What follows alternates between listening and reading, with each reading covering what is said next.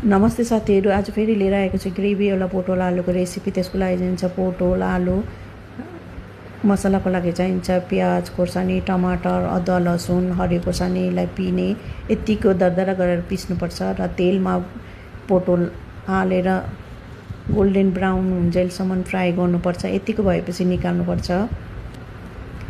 यसलाई निकाले तेलमा जिरा पड्काए, काटेको प्याज हालेर मजाले फ्राई गर्नुपर्छ। रातो हुन्जेल पिसेको पेस्ट हाले अघिको मजाले चलाउनुपर्छ। त्यसको हल्दी, जिरा पाउडर, लाल मिर्च पाउडर, धनियाँ पाउडर, स्वादअनुसार नुन हालेर मजाले चलाउनुपर्छ यसलाई। र टमाटर पनि हालिदिनुपर्छ।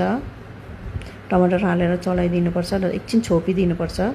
र यतिको भएपछि पोटल आलु फ्राई गरेको हालिदिनुपर्छ। मजाले चलाउनुपर्छ। चलाएपछि अलिकति पानी हालिदिनुपर्छ। पानी हालेर एकछिन चलाएर ढक्नी लाएर छोपिदिनुपर्छ। यतिको भएपछि रेडी भयो, पाक्यो। लास्टमा धनियाँ पत्ता पनि हालिदिनुपर्छ। रेसिपी कस्तो लाग्यो कमेन्ट गरेर भन्नु होला।